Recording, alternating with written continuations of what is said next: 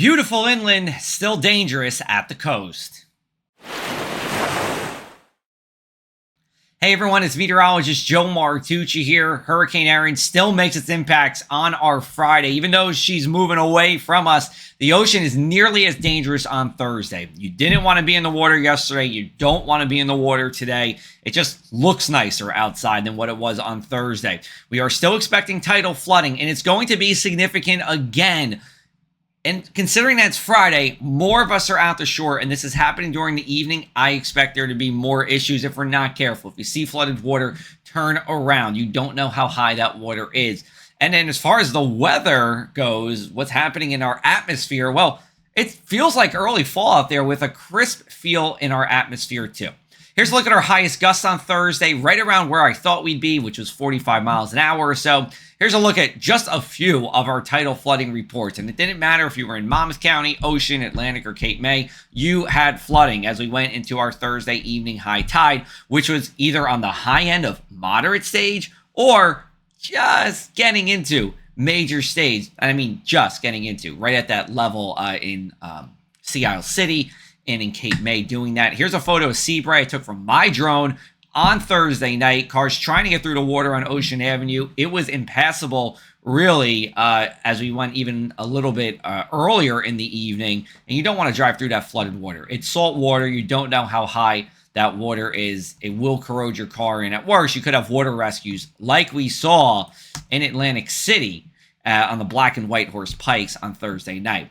All right, here's a look at Erin. She is large. She's actually growing in size as she's weakening. Not unusual when it undergoes this transition from a tropical system, which is a warm core, to an extratropical system, which is a cold core. That's exactly what happened when Sandy hit us here in 2012. So it has maximum sustained winds of 90 miles an hour. Tropical storm force winds extend pretty much out to Cape Cod.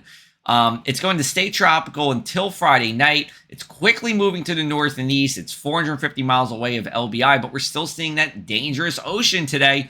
Even when she's going to be 700 miles away tomorrow, it'll still be dangerous. Here's a look at our futurecast. Not much to talk about for the weekend, and that's good news for our, well, second to last weekend of beach season, peak beach season, of course. Local summer starting in just 2 weeks.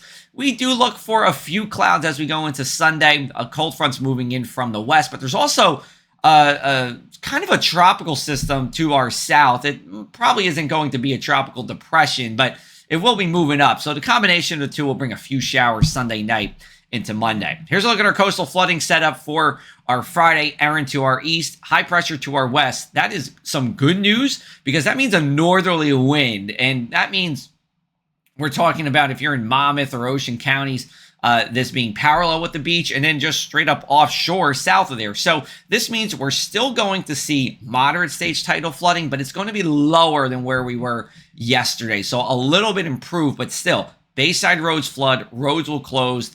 Unraised homes and businesses can flood as well. This is something we usually see October to April, but we're seeing it here in August. Here's a look at Seabright. Again, I was there yesterday. I saw this flooding. This map doesn't even include Ocean Avenue or Route 36 that will see water, but there will be a good amount of water at the peak of the tide, which will be, depending on where you are, between 7:30 to 9:30 p.m. here. All right, here's a look at our swells and seas for Friday. Again, super rough out there. Swells 9 to 10 feet. Long wave period, a little bit shorter than yesterday, but still well within what we would say very dangerous territory. Swell out of the east. Ocean waters cooled down a little bit. Not surprising on the back end of our system. And again, that's what we're going to see in Seabright with those swells that we do have. All right, let's take a look at what we have going on with our 7-day forecast. Plenty of sunshine Friday and Saturday. Sunday's going to be nice too. And then as we go into Monday, that's our only blip in the forecast with a few showers. And then our last couple of days before Labor Day weekend, a really popular vacation week. So if you're coming down to the shore, looking excellent here. Temperatures a little bit below average, yes, but we'll just say it's an early taste of September. Enjoy that sunshine and stay safe in the water on Friday and Saturday.